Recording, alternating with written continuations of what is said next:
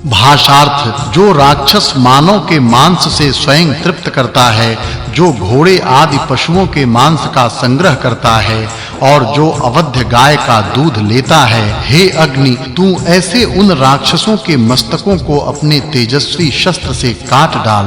भाषार्थ हे मानवों के दर्शक अग्नि, गाय के वर्ष भर से संचित होने वाले दुग्ध को राक्षस ग्रहण न करें। जो कोई अमृत की भांति दूध पीने की इच्छा करे, उस तुम्हारे सामने आने वाले राक्षस के मर्म को अपनी तेज युक्त ज्वाला से नष्ट कर दे। भाषार्थ राक्षस पशुओं के गोष्ठ में स्थित विष का सेवन करें।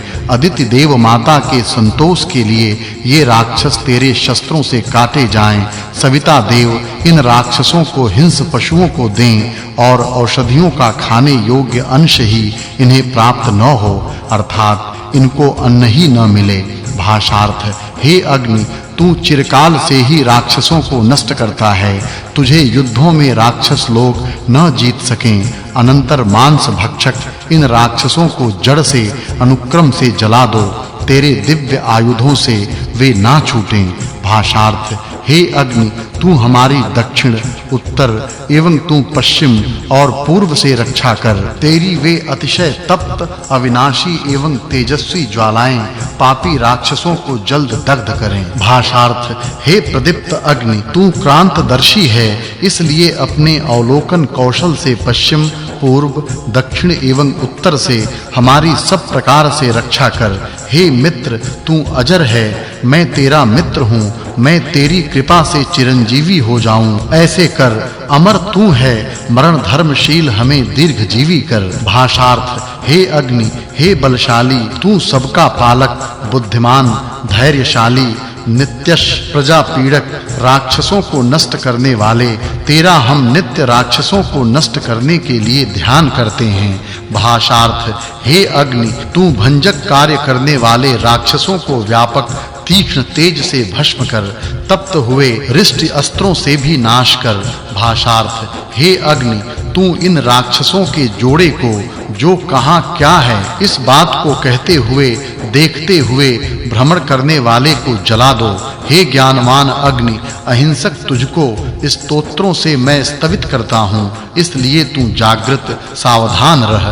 भाषार्थ हे अग्नि तू सब प्रकार से अपने तेज सामर्थ्य से राक्षसों के बल का नाश कर तथा उनके वीर्य पराक्रम को नष्ट कर। अष्टाशीतितम सुक्तम।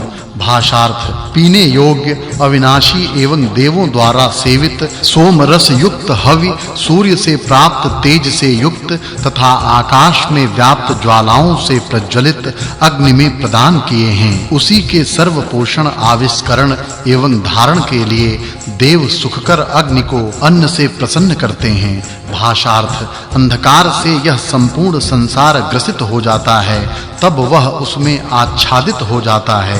अग्नि के प्रकट होने पर वह संपूर्ण जगत स्पष्टतया प्रकट होता है।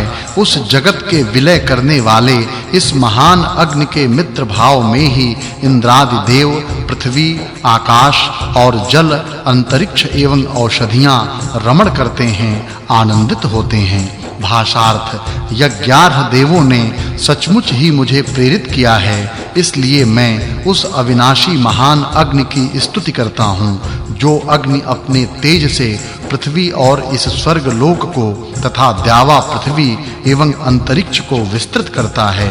भाषार्थ जो वैश्वानर अग्नि सभी देवों से सेवित तथा सबसे पहले होता हुआ था, जिसकी वर चाहने वाले यजमान भक्त घी से अच्छी प्रकार प्रज्वलित करते हैं, उस ही ज्ञानी अग्नि ने उड़ने वाले पक्षियों, गमनशील सर्प आदि को तथा स्थावर जंगात्मक विश्व को शीघ्र ही उत्पन्न किया। भाषार्थ हे सर्वज्ञ अग्नि जो तू संपूर्ण जगत के शिर पर सूर्य के साथ रहता है, उस तुझे माननीय चित्त से, स्तुतियों से एवं उत्तम गीतों से हम प्राप्त करते हैं।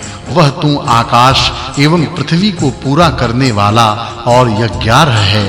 भाषार्थ अग्नि रात्रि काल में इस विश्व का मूर्धा मस्तक की भांति सबका मूल आश्रय होता है।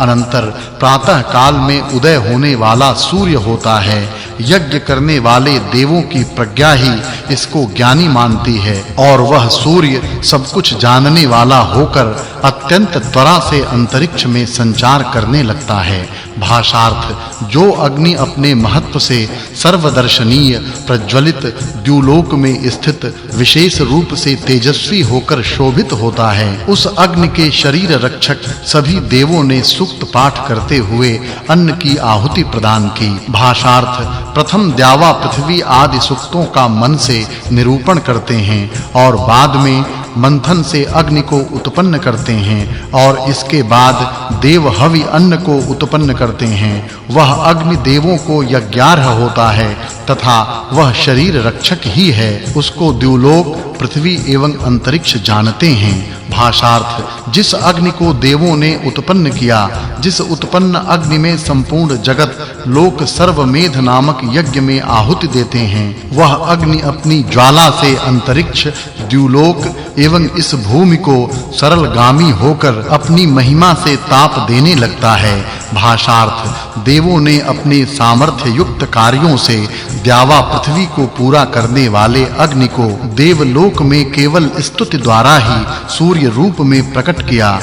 उस ही सुखकर अग्नि को तीनों भावों में किया। वही पृथ्वी पर सर्वव्यापक औषधियों को परिणत करता है। भाषार्थ जब अदिति के पुत्र सूर्य रूप इस अग्नि को यज्ञार्ह देवों ने आकाश में स्थापित किया तथा जब गमनशील सूर्य वैश्वानर की जोड़ी प्रकट हुई, तुरंत बाद ही वे सभी लोकों को देखते हैं, अर्थात उसी समय ही यह संपूर्ण जगत निर्माण हुआ। भाषार्थ देवों ने संपूर्ण जगत के लिए सब मानवों के हितैषी अग्नि को दिनों का बनाने वाला प्रकाशक किया, जो अग्नि तेजस्वी उषाओं का निर्माण करता है तथा गमन करता हुआ अंधकार को अपने तेज से दूर करता है। भाषार्थ मेधावी एवं यज्ञार्ह देवों ने अजर अमर वैश्वानर अग्नि को उत्पन्न किया। उसने अति प्राचीन काल से विरहणशील नक्षत्रों को बड़े-बड़े महान पूजनीय देवों के सामने ही अपने तेज से निष्प्रभ किया।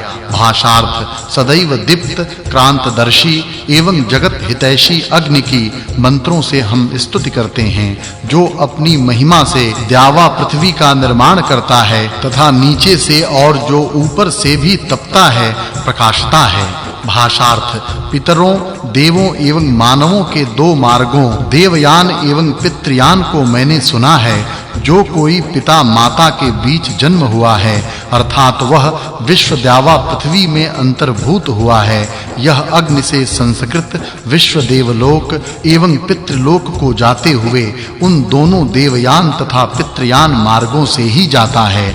भाषार्थ परस्पर संगत द्यावा पृथ्वी विचरने वाला मस्तक स्थान पर स्थित सूर्य से उत्पन्न मननीय स्तुतियों से परिशुद्ध किया हुआ अग्नि को धारण करते हैं। वह प्रमाद रहित होकर अपना कार्य करता हुआ सबको तारने वाला वे दीप्यमान अग्नि सभी लोकों के सन्मुख रहता है। भाषार्थ जिस समय पृथ्वी में स्थिर अग्नि एवं स्वर्गीय वायु आपस में विवाद करते हैं कि हम दोनों में यज्ञ में प्रमुख कौन है और यज्ञ के तत्वों को कौन विशेष रूप से जानता है, जहां मित्रवत ऋत्विज यज्ञ कर सकते हैं और वे उसको अच्छी प्रकार से विधिवत पूर्ण करते हैं, कौन यह निर्णयात्मक कहेगा। भाषार्थ कितने अग्नि हैं, कितने सूर्य हैं, उषाएं कितनी हैं और कितने प्रकार के हैं। हे पितरों, आप लोगों से मैं स्पर्धा युक्त वचन से यह प्रश्न नहीं करता हूँ। बुद्धिमान पितरों, केवल ज्ञान प्राप्त करने के लिए ही मैं आपसे यह प्रश्न पूछता हूँ। भाषार्थ हे वायु, जब तक उषा काल के प्रतीति करने वाले तेज को मुख को वस्त्र की भांति रातें आच्छादित करती रहती हैं, तब तक वेदज्ञ ब्राह्मणों में से एक निकृष्ट होता अग्नि के पास बैठकर यज्ञ के निकट आकर स्तुति वचनों से उपासना करता है। एक कौन